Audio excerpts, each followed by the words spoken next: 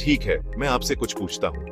क्या आपने कभी सोचा है कि कुछ देश क्यों अटके हुए लगते हैं, चाहे उनमें कितनी भी पोटेंशियल क्यों ना हो? इसका जवाब अक्सर पॉलिटिकल इंस्टेबिलिटी होती है। चलिए देखते हैं कि यह डेवलपमेंट को कैसे अफेक्ट करती है। तो पॉलिटिकल इंस्टेबिलिटी क्या है?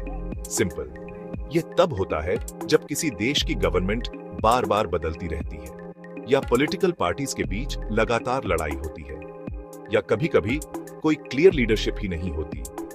इमेजिन करो, आप एक कार चला रहे हैं, हर कोई स्टीयरिंग व्हील के लिए लड़ रहा है। जब देश डायरेक्शन नहीं तय कर पाता, ऐसा ही होता है। अब केओस प्रोग्रेस को खाना शुरू कर देता है। जब गवर्नमेंट्स बदलती हैं, हर नया लीडर अपनी प्लान्स लाता है, बिग प्रोजेक्ट्स कैंसिल हो जाते हैं, नई पॉलिसीज शुरू होने में बहुत टाइम लगते हैं, कभी कभी कुछ भी नहीं होता। इन्वेस्टर्स यह मेस देखते हैं और सोचते हैं, कभी नहीं, मैं यहां पैसा नहीं लगाऊंगा। कम जॉब्स, कम ग्रोथ, अपॉर्चुनिटीज गायब हो जाती है। लेकिन यह सिर्फ पैसे की बात नहीं है। एजुकेशन और हेल्थ केयर के बारे में सोचो। स्कूल्स न बनना, हॉस्पिटल्स में सप्लाईज खत्म होना, बेसिक सर्विसेज टूट जाना। सबसे ज्यादा सफर करते हैं ऑर्डिनरी लोग, आप और मैं।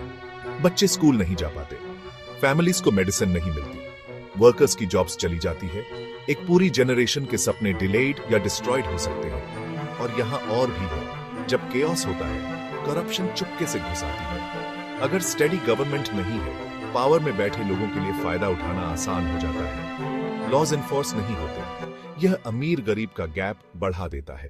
बाहर निकलने का रास्ता, स्टेबिलिटी, मतलब हर बात पर अग्री करने की जरूरत नहीं, पर सिस्टम ऐसा होना चाहिए कि लीडर्स डिसएग्री करने के बाद भी देश आगे बढ़े। स्टेबिलिटी से इन्वेस्टर्स सेफ महसूस करते हैं, बिजनेसेस बढ़ते हैं, गवर्नमेंट्स अपने प्रोमिसेस पूरे कर सकती हैं, स्कूल्स बनते हैं, रोड्स रिपेयर होते हैं, लोग फिर से बेहतर फ्यूचर के सपने देखने लगते हैं।